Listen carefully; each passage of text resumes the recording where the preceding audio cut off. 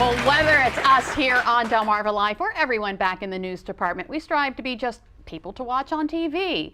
We want to be someone you can trust, more like family. Yeah.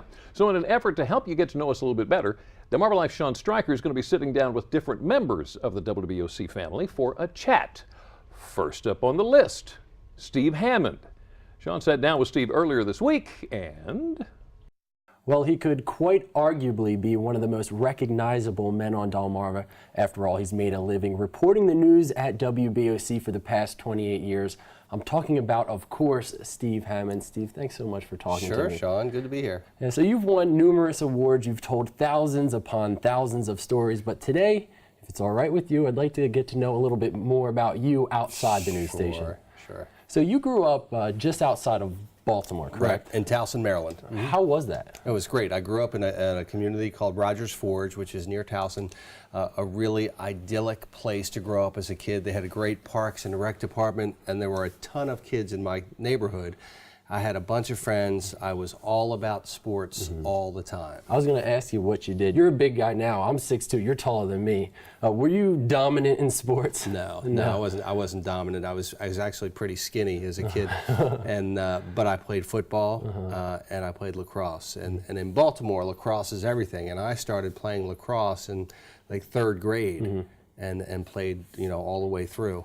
And did you play in high school as well? Great. Now, after high school, you went to the University of Delaware. Right. Was that fun? It was fun. I had a good time, and it's a good school, and I graduated with a degree in mass communication. I didn't anticipate getting into the news business. I knew I was going to do something in communication, whether it's public relations or advertising.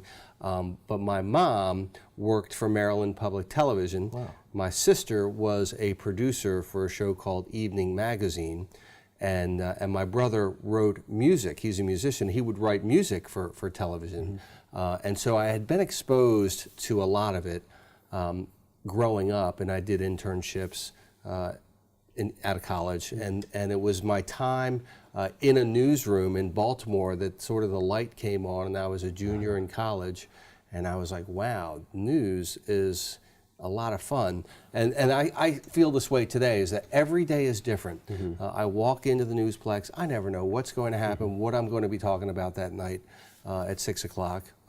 Some of it is really sad, some of it is really uplifting, but you never know, and no day is the same. So that's what drew you to it, is just the not knowing what you're going to face each day. Right, initially, and I was also, I always like to be learning new things, and so I learned a lot early on, and I'm still learning. Yeah. So after college, you made a brief stop in Philadelphia. WHYY is a PBS station in Philadelphia, but they had a news department. They still do in Wilmington, but back then they did a half-hour newscast. And you couldn't do this today, but back then, it was hard like it is now to get a job in television news. And I met with the news director up there, and I said, I will work on your assignment desk for free for 2 weeks as a tryout. Not many people are willing to do that. Well, I don't think you can do that now with HR rules being what they are. But back then I did. This was 1985, and I said, I'll work for free for 2 weeks, and if you like what I do, then you can hire me. If not, then you got 2 weeks worth of free work, and I busted my butt for I was in at 7 o'clock in the morning. I wasn't leaving till 7 o'clock at night, but and it worked out. And then you made the move down to Salisbury in 1987. Was it nice being able to work in Wilmington and then in Salisbury, so close to home in Baltimore? Yes, it was nice to be close to home. It wasn't why I made any of the decisions I did. It just so happened that things worked out, that they were close to where I grew up. I came to WBOC for an opportunity to do some reporting initially. I was hired to be the bureau chief. I was the first bureau chief ever hired for Dover. And back then, I was reporting. I anchored a little bit of news out of there, and was sort of running the bureau. So at what point did Delmarva become your home? Because if you ask me now, where's your home, I'll still say New Jersey. Sure. I've just been here for a short period of time. I don't know. I would say after probably about 5 or 6 years, I had no intention initially of staying here. As most people don't. Like most Yeah. people, they come, they get their experience, and they move on. But I got, as they say, sand in my shoes, and I realized that Delmarva was a really great place to live. It's a great place to raise a family. It is close to Baltimore or Washington or Philadelphia or New York City, for that matter. And I like doing things on the water. And then you're raising your family here, which is great. Yep. Now, what's your favorite thing about Delmarva? Is it the beach? Is that...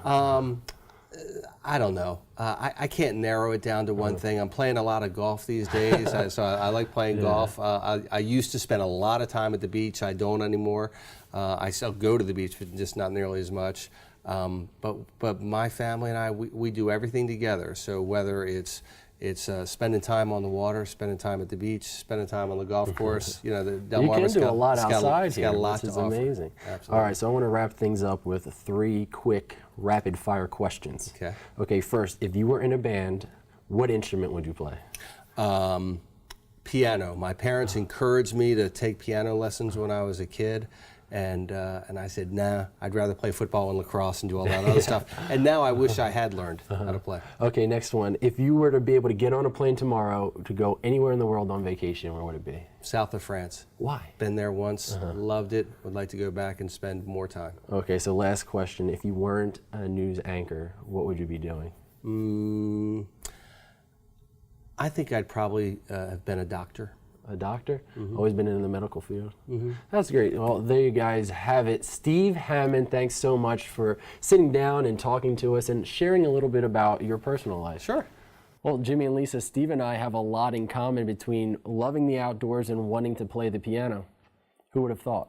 Wow, I've known Steve for a long time, and I learned a lot from that interview. I didn't know most of that. How long have we been working with him? Oh, wow. My Well, it goodness. is so apparent that Steve just loves what he does. Up next, a few sweet animals that would love to be part of your family.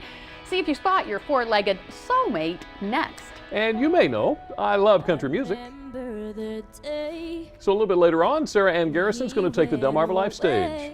Delmarva Life, we'll be right back.